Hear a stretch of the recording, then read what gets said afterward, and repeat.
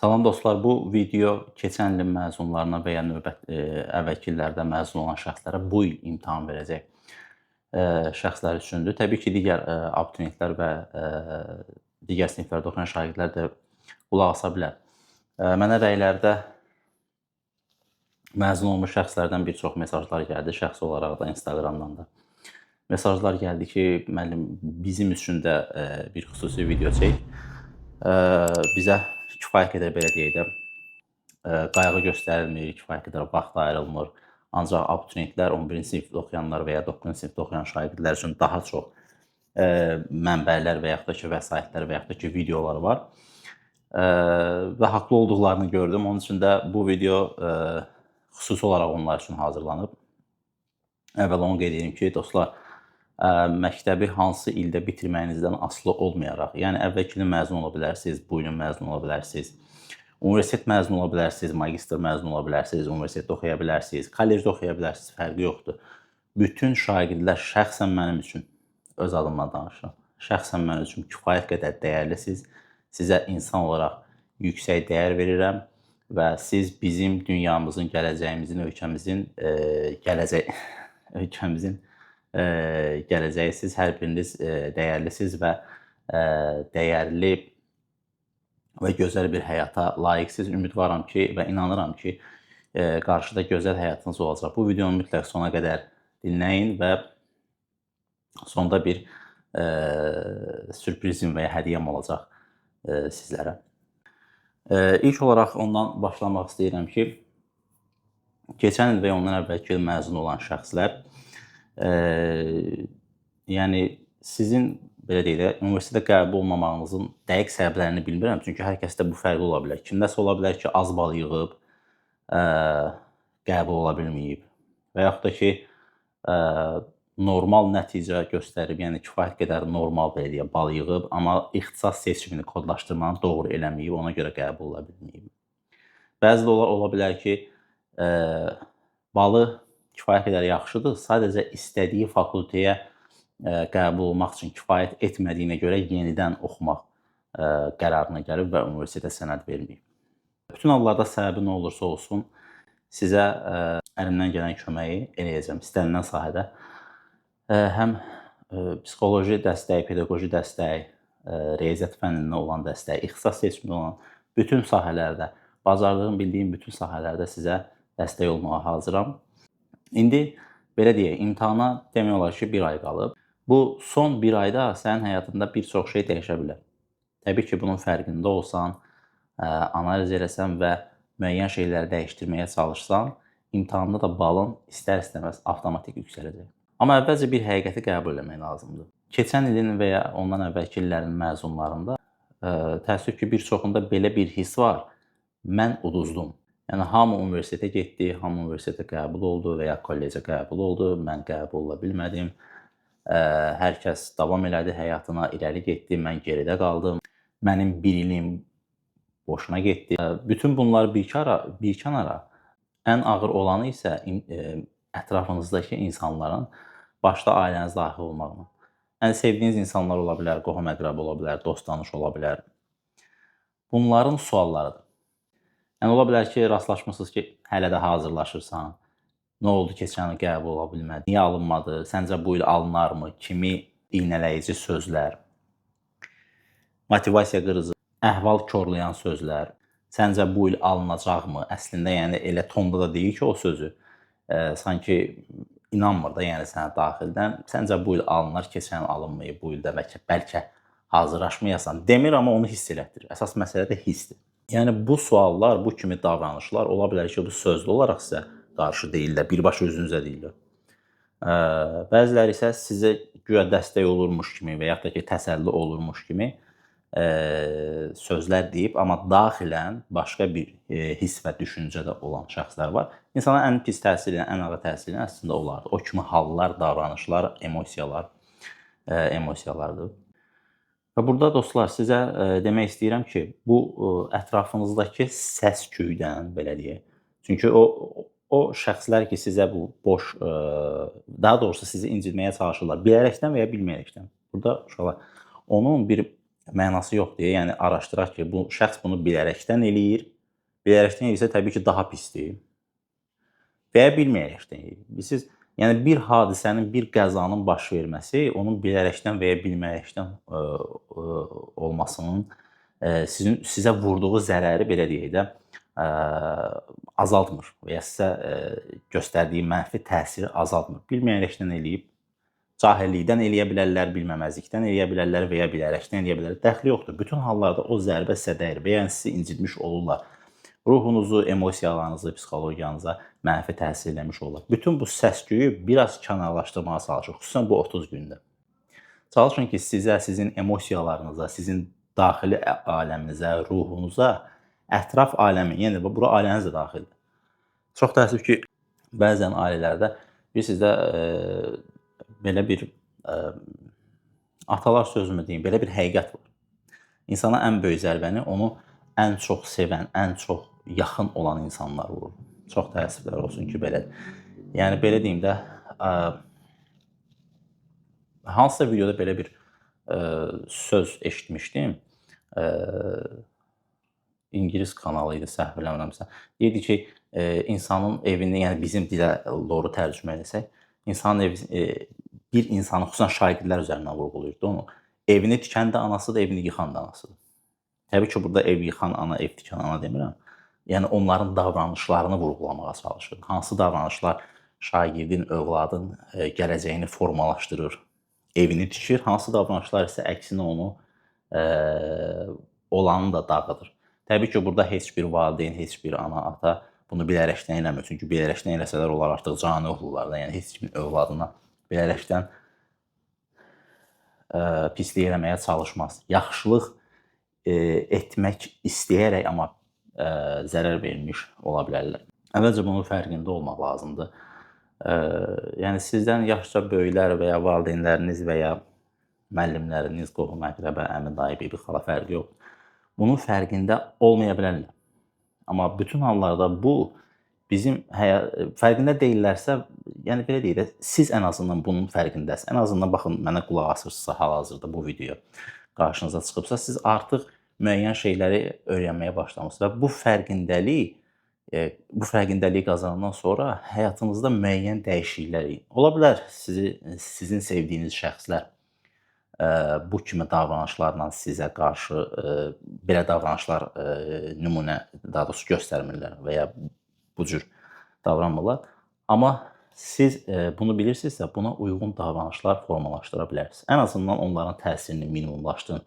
Xüsusən bu 30 gündə özünüzü emosional cəhətdən, psixoloji cəhətdən, ruhi cəhətdən, mənəvi cəhətdən biraz həm sakitləşdirməyə, həm müsbət emosiyalara kökləməyə, mental olaraq sağlamlığınızı artırmağa və yaxud da ki, tam sağlam deyilsə, söhbət mentaldan gedir. Biz hər şey həqiqətən bura gəlib çıxır, yəni mentala, psixologiyaya gəlib çıxır. Onu eləməyə çalışın. Bəziləriniz düşünür ki, mən 1 il itirdim. Bu 1 il heç nə demək deyil. Siz bu 1 il ərzində ən azından təcrübə qazanmısınız. Sadəcə ola bilər ki, bu təcrübənin, bu gücün fərqində deyilsiniz. Siz artıq, məsələn, imtahanın nə olduğunu bilirsiniz.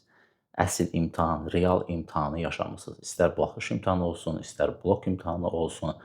Bu təcrübəni heç bir şeylə əldə edə bilməzsiniz. Yəni, bəzən həyatda elə şeylər var ki, onu sadəcə yaşamaq lazımdır. Heç kim onu sizə verə bilməz, hədiyyə eləyə bilməz və siz də onu müəyyən bir məbləğ qarşılığında və ya hər hansı bir şey qarşılığında əldə edə bilməzsiniz.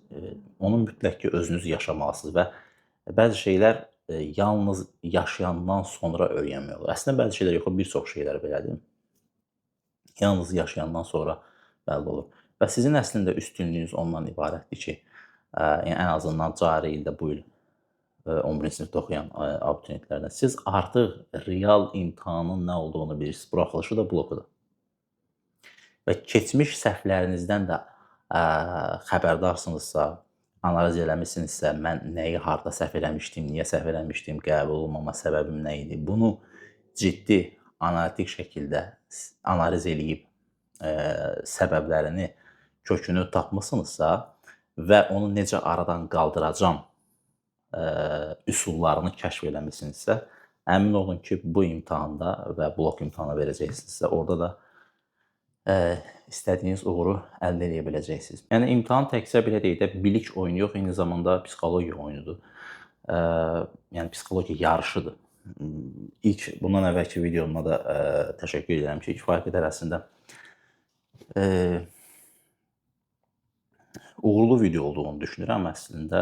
Yəni siz də rəylərdən də, geri dönüşlərdən, feedbacklərdən də bunu hiss elədim. Nə xoş, nə əslində sevindim. Yəni belə özümü tərifləmək kimi çıxmasın, dəyərli iş gördüyümü düşünürəm. Cəmiyyətdə də, ölkədə də sırf təhsildə və sırf riyaziyyat sahəsində fərqli yanaşma gətirdiyimi, ümumiyyətlə məsələlərə, təhsilə və ümumilikdə götürdükdə həyata doğru baxışın necə olmalı olduğunu hər zaman bildiyim qədəri ilə, bacardığım qədəri ilə, oxuduğum qədəri ilə, gördüyüm qədəri ilə, başa düşdüyüm qədəri ilə sizə ötürməyə çalışıram. Yəni imtahan təkcə bilik, hətta yəni sizdə mən o bəziləriniz məndən istədi. Bir çox adamlar həqiqətən mənə mesaj yazdılar o kitabı, yəni Uğur Bələdçisi adlı kitabı PDF olaraq göndərdim. Ümidvaram ki, oxuyarsınız. Nə suallarınız olsa mütləq məndən əlaqə saxlayın. Hətta feedbackləriniz varsa, yəni müəllim, burada sizlə razı deyiləm, burası belə olsa daha yaxşı olardı. Mən də özümü o sahədə dəyərləndirib, o fikirləri dəyərləndirib inkişaf elətdirməyə çalışaram. Yəni geri dönüşləriniz, rəyləriniz mənim üçün çox dəyərlidir. O kitabda da vurğulamışam. Bu arada o kitabın 2 ayrı versiyası var. Şagirdlər üçün olan ayrıdır, valideynlər üçün olan ayrıdır. Oxumaq istəyən valideynlər də olsa mütləq onlara da göndərə bilərəm. Orada da vurğuladığım kimi, yəni imtahanın 3 əsas strukturu var, belə deyək. Yəni imtahanı qayığa oxşatsaq, birinci o qayığın motoru, belə deyək də, psixologiya və motivasiyadır. Yəni insanın özünün özü ilə olan münasibəti. İkinci strategiya və taktika, üçüncü fən bilikləri gəlir.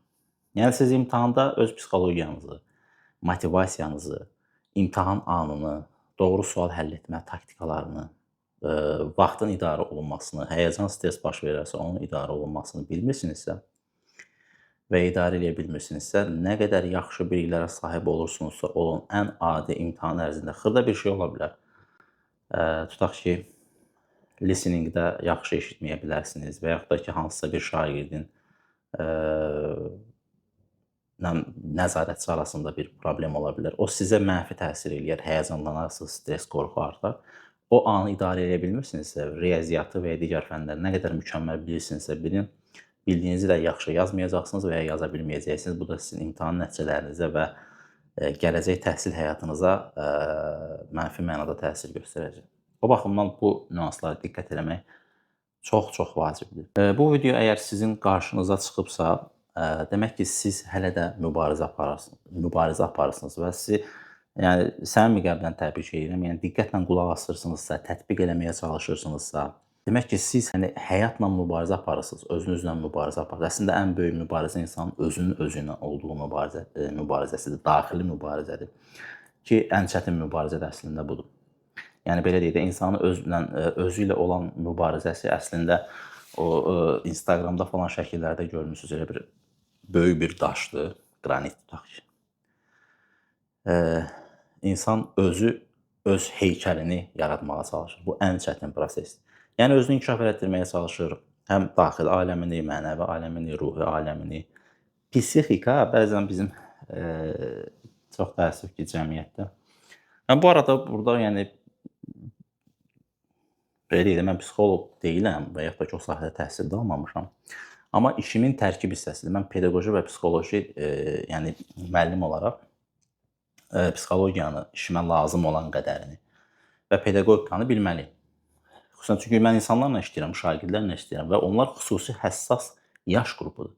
Ələlxüsusda imtahanlara hazırlaşan abituriyentlər və yaxud da ki, 9-cu siniflər ən çox da abituriyentlərdə olur. Çünki onlar artıq məktəbi bitirirlər, yeni həyata qədəm qoymağa çalışırlar. O keçid dövründədirlər. Keçid dövründə xüsusi həssas bir yaş dövründədirlər və onlara xüsusi yanaşma lazımdır. Hər cəhətdən. Yəni psixika bəzən deyirlər bir psixoloqun yanına gedib, psixsən, sən çox üzr istəyirəm bu ifadəmə görə, amma çox təəssüflər olsun ki, belə hallar var. Psixika, uşaqlar, psixo, yəni bilirsiniz də Yunancadan ruh deməkdir. Logikada elm, yəni ruh haqqında elm və çox vacib. Burada keçən ilki məzunlar, belə deyim, mən onları 2 qrupa bölürəm. Birinci qrup keçən ilki stressdən çıxa bilməyiblər, hələ də çıxa bilməyiblər. Və yenə düşünürlər ki, ay görəsən necə olacaq, bir ay sonra imtahan necə düşəcək, imtahanda necə yaza biləcəm. Əvvəlcə texniki olaraq onu deyim ki, dostlar, texniki olaraq bu ilki, yəni məzunlar üçün olan buraxılış imtahanı 9 martda olacaq imtahandan asan olmayacaq. Çətin olmaya da bilər, ola da bilər. Amma yəni belə deyək, ən az 9 mart imtahanı səviyyəsində olacaq. Təbii ki, sualların çətinlik səviyyəsi, məsəl üçün, tutaq ki, 9 mart imtahanında funksiya sualı var, çətin bir sual. Ola bilər ki, sizdə asan bir funksiya sualı düşsün, çətin bir loqaritma sualı düşsün. Və yaxud da ki, trigonometrik toplama teoremlərinin sadə bir sualı var idi. Ola bilər ki, trigonometrik toplama teoremlərindən çətin bir sual olar və yaxud da ki, trigonometrik tənliklərdən çətin bir sual olar, amma həndəsədə üçbucaqlardan, məsəl üçün, və yaxud da ki, vektorlardan asan bir sual düşər. Yəni, çətinlik səviyyəsi ən az 9 mart qədər olacaq. Ondan daha çətin gözləmirəm, amma olsa belə maksimum 5-10% çətin olar. Ki, bu sizin üçün ədalətsizlik demək deyil, dostlar. Siz artıq imtahan təcrübəsinə maliksiniz. Tutaq ki, 20% çətin oldu sizin imtahanınız 9 martdan. Burada ədalətsizliyin əslində olmadığını bu cəhətdən də indi ağlıma gəldi bu ifadə eləmək olar ki, siz artıq, yəni belə deyək də, 11-ci sinifi hazırlaşmısınız, 2-ci dəfə oxuyursunuz. Yəni sizin 1 il daha çox şansınız var. Real imtahanın nə olduğunu bilirsiniz, imtahan proqramını bir dəfə keçmisiniz, artıq 2-ci dəfə təkrar edirsiniz. Yəni əslində sizə bir 5%, 10%, 15% çətin sualların olması bəlkə də ədalətli baxımından indiki abituriyentlərlə balanslaşdırılmaq üçün çox vacibdir. Yəni orada elə bir ədalətsizlik olduğunu düşünmürəm. Bu arada mən bunu qeyd edeyim, rəylərdə bir neçə nəfər olmuşdu. Dimin tərəfini falan saxladığımı düşünürlər. Dostlar, yəni qəti şəkildə hər hansı bir qurumla, təhsil qurumu ilə, dövlət imtahan mərkəzinə heç bir əlaqəm yoxdur, olmayacaq da inşallah. Yəni istəmirəm də belə deyək. Nə də ki, onların tərəfini saxlamıram. Sadəcə məsələni, yəni sizin diqqətinizi başqa bir yönə çəkmək istəyirəm. Əsas məsələ imtahanın, yenə deyirəm, çətinliyi və ya asanlığı deyil. Onlar texniki məsələlər. Texniki məsələlər haqqında çox şey danışmaq olar ki, danışırlar da, etirazlar da ondur. Bunlar hamısı olmalıdır da, normaldır da. Zaten dəyişiklik, inkişaf bu tipli texniki səbəblərdən, yəni müzakirələrdən sonra olur. Amma məsələnin əsas məğzi nə qədər texniki tərəf inkişaf eləsə, bu arxa pərdə ki var, yəni arxada fırlanan əsas o motor və yaxud da ki, mexanizm. Burada motivasiya, şagirdin daxili aləmi, prosesə, imtahana, həyata qarşı yanaşması, baxış bucağı, düşüncələri, emosiyaları, bu bütün texniki məsələlərdən, riyaziyyatdan, median düsturundan, Pifaqor teoremindən daha vacibdir.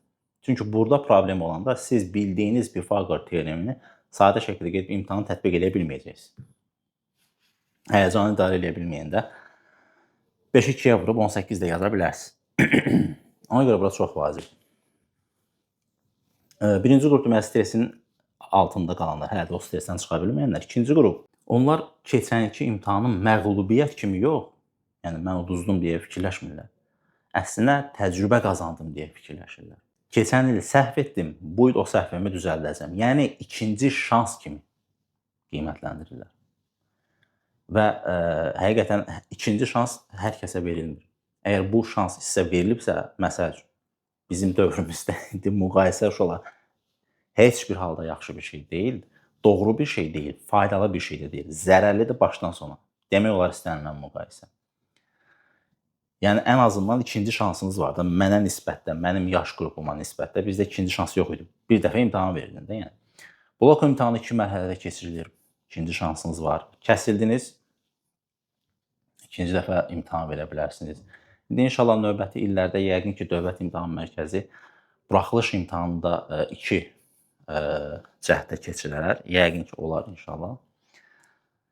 Sadəcə bir yerdə keçirmək indi abituriyent sayı biraz çoxdur, texniki səbəblərdən inşallah. Onları qoyarkənlər, onlar bizlik deyil. Yəni o əsas o ikinci qrup zehniyyət, ikinci qrup şagirdlər dedim, yəni keçənlər məğlubiyyət kimi yox, təcrübə kimi baxırlar. Baxın, o zehniyyəti formalaşdıra bilsəniz, həyatda Bunu bütün istər imtahan olsun, qarşınıza çıxacaq istənilən problemlər, hadisələr, işiniz olsun, tətbiq eləyə bilsəniz, çox daha uğurlu olacaqsınız. İnsan səhv eləyən varlıqdır. Səhv elədiyini, eləmədiyini düşünənlər var. Zaten insan deyil o. Hər birimiz bəşərik, bəşər səhv eləyir. Amma burada əsas olan səhvindən öyrənməkdir. Ağıllı adam səhvindən öyrənir, müdrik adam həm öz səhvindən, həm də digərlərinin səhvindən öyrənir. Yəni bir analiz eləmək lazımdır. Mən nəyi səhv elədim, digərləri nəyi səhv elədi, bizim ümumiyyətlə məzunlar qrupunun qəbul olmama səbəbləri nə idi, necə eləyək ki, bu il daha yaxşı ola bilər. Çünki bu bir videoya sıxmayacaq qədər əslində çox geniş bir mövzudur. Bütün amillər bir-bir dəyərləndirilməlidir, nəzərə alınmalıdır. Əgər bu arada belə bir şey ağlıma gəldi. Əgər istəyirsinizsə ki, sizin keçən il əgər bu səbəbləri tapmamısınızsa, yəni keçən il niyə belə oldu, niyə zəif yazdım, niyə qəbul olmadım, bunların bir-bir səbəblərini tapaq. Bu haqda bir konsultasiya da keçirə bilərik əslində. İstəyən olsa mənimlə əlaqə saxlasın. Konsultasiyanı əyani və ya onlayn şəkildə də keçirə bilərik.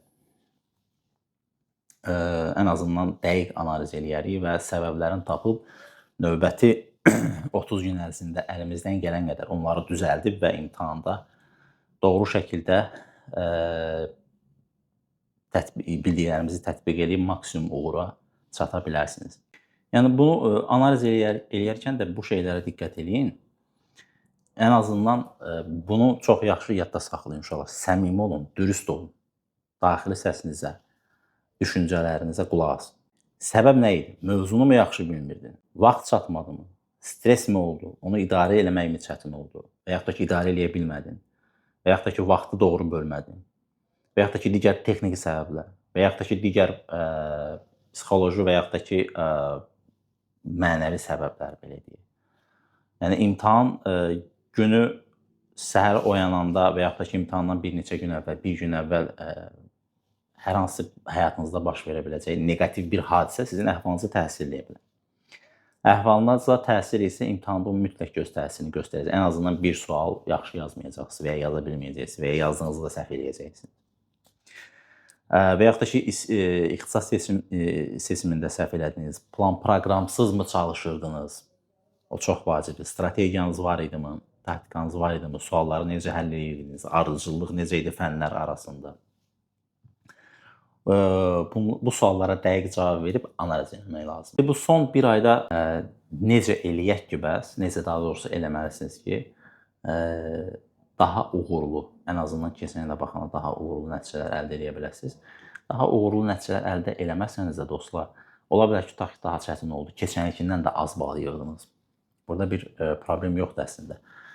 İmtahanlar hər kəs üçün çətin olub. Hər kəs üçün çətin olanda hər kəs aşağı yazır. Yəni, ola bilər ki, keçən yığdığınız balla istədiyiniz fakültəyə qəbul olmadınız, amma bu il keçən ilki qədər bal yığarsınız və ya hətta daha az yığarsınız, amma istədiyiniz fakültəyə qəbul ola bilərsiniz. Yəni, keçid balları konkurs əsasında bu il imtahan verən şagirdlərin balları əsasında formalaşır. Yəni, o cəhətdən də özünüzdə bir psixoloji təzyiq yaratmayın. Son 30 gündə bəzən yox, bir çox hallarda şagirdlər yeni mövzu öyrənməyə, bilmədiyi mövzuları öyrənməyə, misallar eləməyə çalışırlar. Mən onu doğru hesab eləmirəm. Yəni, dostlar, belə deyək də, məktəbi bitirmişsiniz, yəni 11 il, plus 12-ci ildəsiniz artıq, yəni məzunlara səslənirəm. Ola bilər ki, bir neçə il əvvəl məzun olan şəxslər də var, 13, 14, 15-ci illərində oxuyanlar da var. Yeni mövzu öyrənmək, beyinə artıq məlumat yükləmək, beynin enerji sərfiyyatını artıracaq. Sizə artıq enerji sərfiyyatı lazım deyil. Lazım deyil, onu bildiyiniz mövzulara yönəltsəniz, yəni belə deyək də, 10 sualı, 15 sualı yaxşı yazmaq, 20 sual yazıb 5-ini səhv eləməkdən daha yaxşıdır və yaxud da ki, 10-u səhv eləməkdən. Yəni, bildiyiniz sualları möhkəmləndirsəniz, siz daha yaxşı nəticə əldə eləyərsiniz. Nəinki bilmədiyiniz yeni 5 mövzu öyrənərsiniz. Yeni mövzu öyrənəndə beyin daha çox enerji sərf eləyəcək. Daha çox enerji sərf eləyəcək, daha çox yorulur. İndi onlar, belə deyək də, müvəqqəti yaddaşdan qalıcı yaddaşa ötürənə qədər müəyyən vaxt keçməlidir, beyin onu analiz eləməlidir, işləməlidir, vaxt getməlidir falan. Ondansa həmin müddəti və vaxtı bildiyiniz mövzuları və ola bilər ki, biraz boşluqlar olan mövzulara yönəltsəniz, sıfırdan bir mövzu öyrənməkdən daha faydalı olacaq sizə. Bundan əmin olun.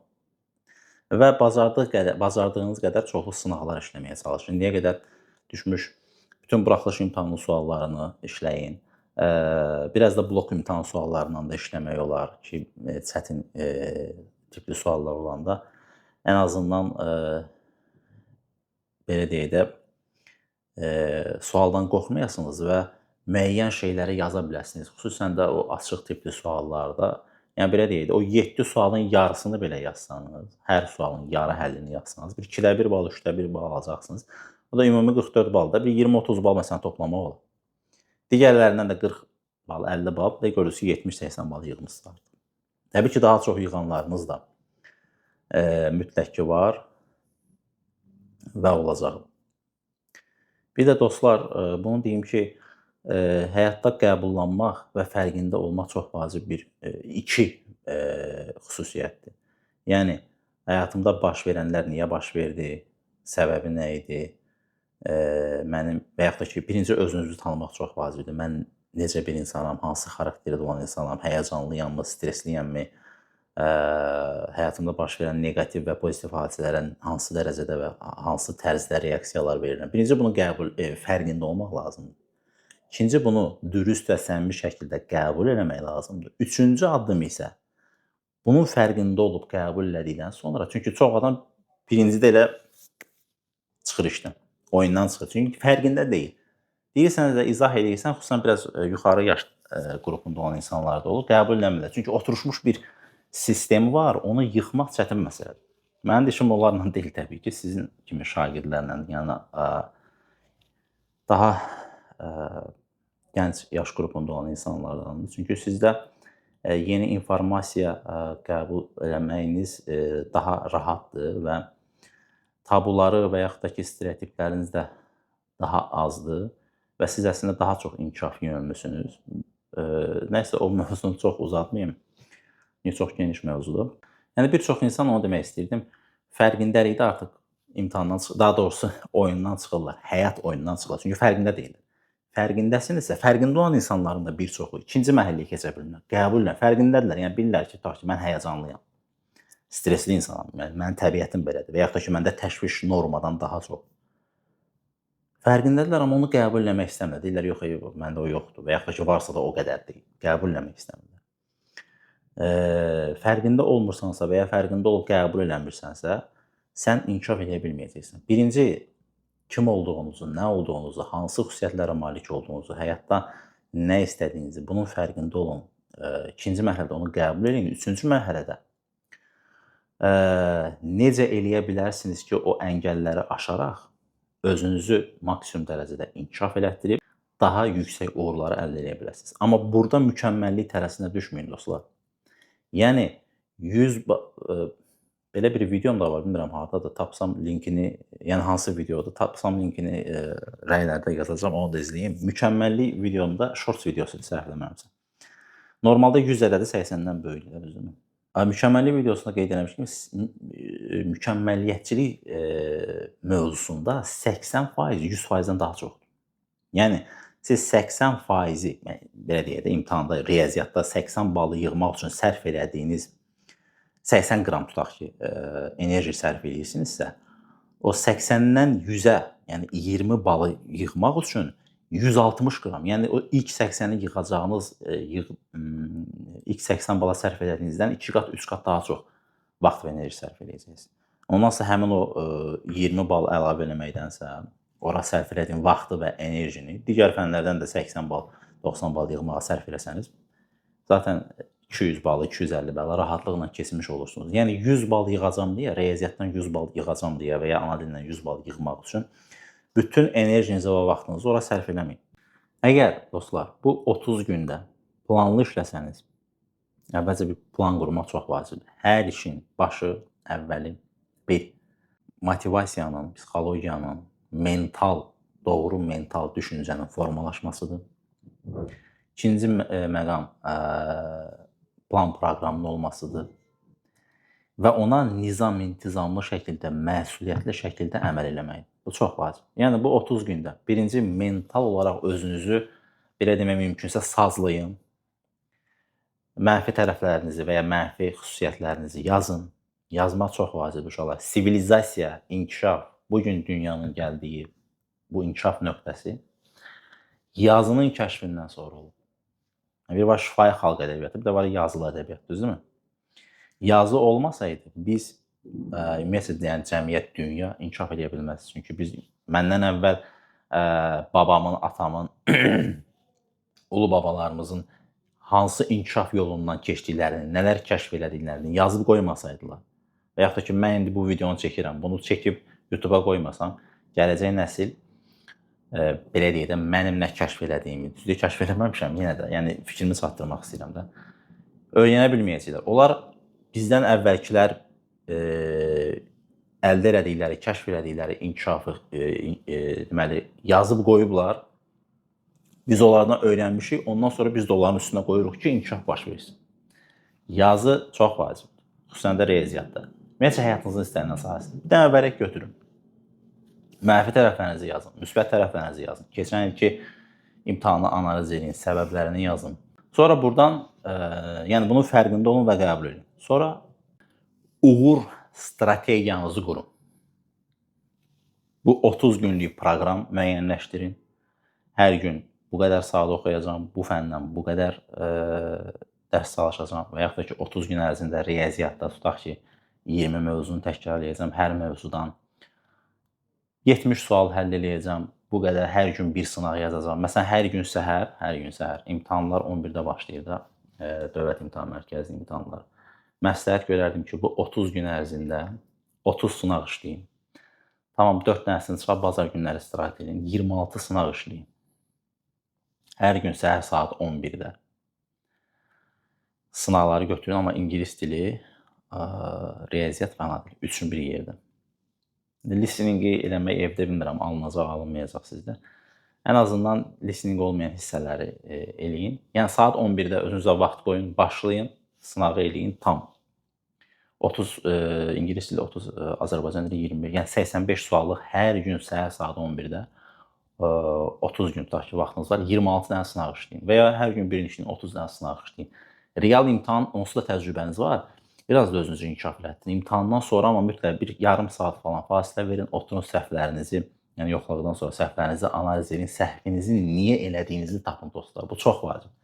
Bəzən uşaqlar səhv eləyirlər, səbəbinə baxmırlar, doğru yolunu öyrənmirlər. Səhvin analizi çox vacibdir. Biz əgər səhvlərimizi oturub analiz eləmiriksə, həyatımızın istənilən sahəsində bu ayı, təkcə fən biliklərindən söhbət gelmir. Səhvlərimizi oturub biz analiz eləmiriksə, niyə səhv elədiyimizi öyrənmiriksə, necə eləmək lazım idi ki, doğru cavabı alın, bunu araşdırmırıqsa, onda biz inkişaf da eləməyəcəyik. Sadəcə elə səhv eləyə gedəcəyik və oturduğumuz yerdə sayacaq və yaxud da ki, daha da geri düşmüş olacaq.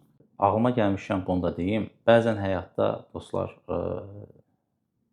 mənfi hadisələr və yaxud da ki, uğursuzluqlar çox ola bilir, belə bir dönəm ola bilər.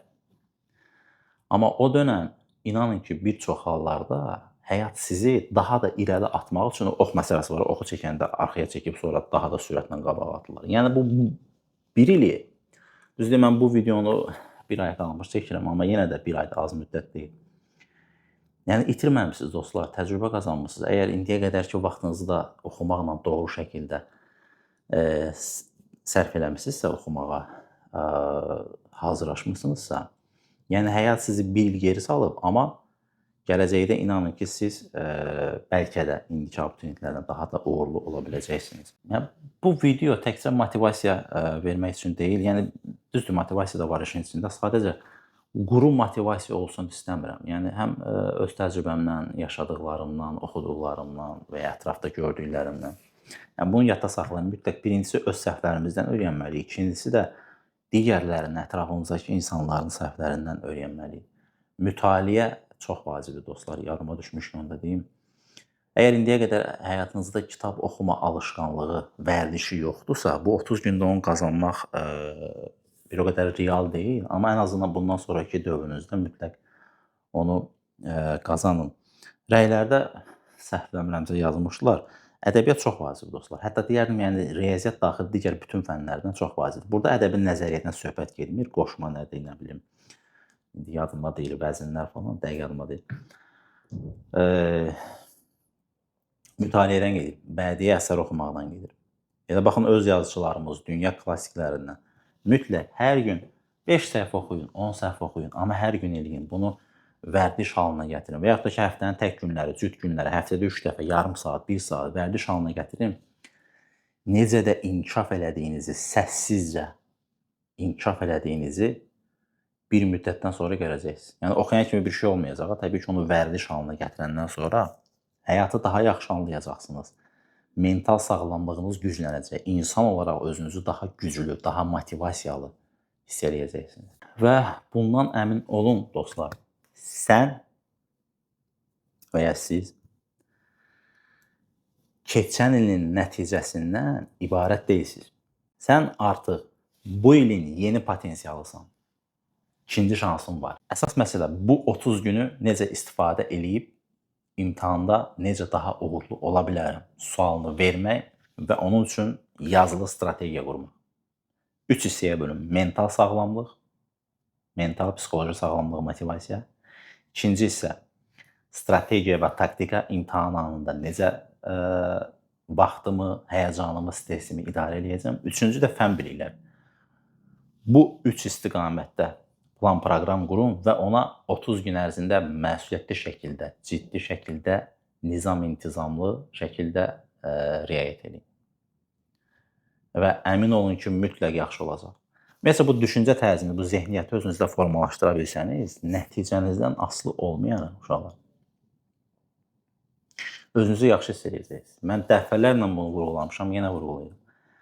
Biz həyata, yəni biraz böyük rəsmə baxmaq lazımdır. İmtahan vermək üçün gəlməmişik. DİM imtahanı vermək üçün gəlməmişik. SAT imtahanı vermək üçün gəlməmişik. IELTS, TOEFL imtahanı vermək üçün gəlməmişik. CMAT, GRE, ümumiyyətcə imtahan verməyə gəlməmişik. Bu imtahanlar təhsillə bağlı olan imtahanlardır, belə deyək. Həyatımızın sadəcə bir mərhələsidir.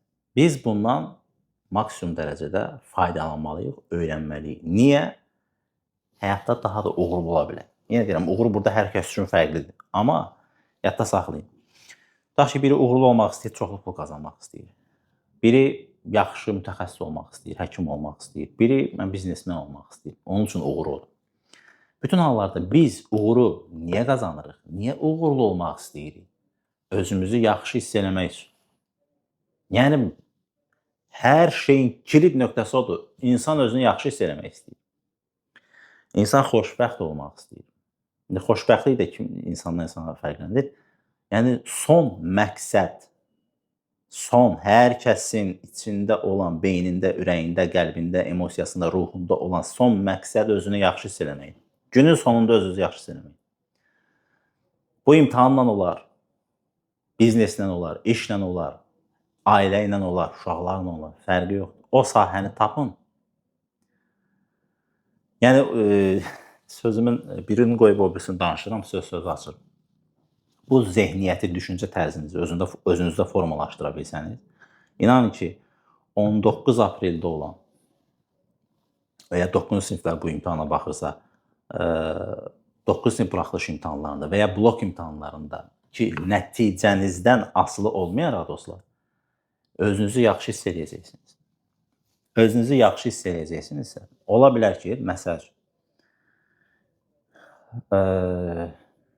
İqtisad Universitetinin İqtisadiyyat fakültəsinə yox, Korporasiya Universitetinin İqtisadiyyat fakültəsinə qəbul olacaqsınız. Amma inandırım sizi, o zehniyyəti özünüzdə formalaşdıra bilsəniz, siz İqtisad Universitetinin İqtisadiyyat fakültəsində oxuyan şagirdlərdən özünüzü həyatda daha yaxşı hiss edəcəksiniz, daha xoşbəxt olacaqsınız, daha da uğurlu olacaqsınız. Əsas məsələ universitetdə, yəni çox da fərqi yoxdur. İqtisad fakültəsini oxudun və ya digər universitetin. Müəyyən fərqlər var, amma özünüzü universitetdə inkişaf elətdirmirsinizsə, əlavə kurslara getmirsinizsə, kursa getməyə də ehtiyac yoxdur. Artıq onlayn şəkildə bütün kurslar var.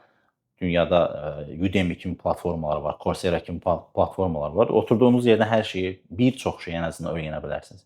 Təcrübə eləmirsinizsə və yaxud da ki, biznesmen olmaq istəyirsiniz, düzdür, ticarətə qatılmaq istəyirsiniz. İnstituta girdiniz, xırda bir ticarət, biznes qurmursunuzsa, təcrübə qazanmısınızsa,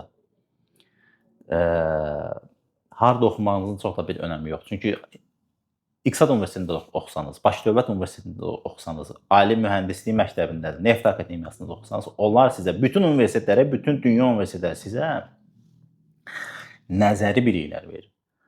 Təbii ki, təcrübə biliklər verənlər də var, daha yaxşı təhsili, maddi texniki bazası olan universitetlər də var, başa düşürəm. Amma yəni heyfslənməyin ki, mən ADya qəbul olmadım, Avrasiya Universitetinə qəbul oldum. Əgər siz özünüzdə bu düşüncə tərzini, zehniyyəti, mindseti formalaşdıra bilsəniz, həyatınıza çeki düzən versəniz, birinci beyninizə, ruhunuza, mental sağlamlığınıza fikir versəniz, doğru proqram qursanız və əməl eləsəniz, inanın ki, bir çox insandan daha uğurlu olacaqsınız. Və uğurun sizin üçün nə ifadə elədiyini tapın. Mən belə bir mini vəsaitdə hazırlamışam. Adı gələcəyini kəşf et 4 modullu karyera istiqaməti testidir və ya paketidir. Onu mən adətən şagirdlərin ixtisas seçimində, həyat məqsədini tapmasında, uğur onun üçün nə ifadə edir? Yəni bu kimi dərin mənalı fəlsəfi sualların cavablandırılması, cavabını tapmaqda və ona uyğun gələcək istiqamətini, planını, trayektoriyasını və ya həyat trayektoriyasını, hədəfini tapmaqda kömək eləmək üçün tərtib eləmişəm. İstəyən şəxslər olsa, onun PDF-ini göndərə bilməyəcəm, çünki o yalnız konsultasiya vaxtı eləyə biləcəyim bir şeydir. O çox daha dəyərli vəsaitdir. Yenə də əlimdən gələn köməyi göstərərəm, narahat olmayın.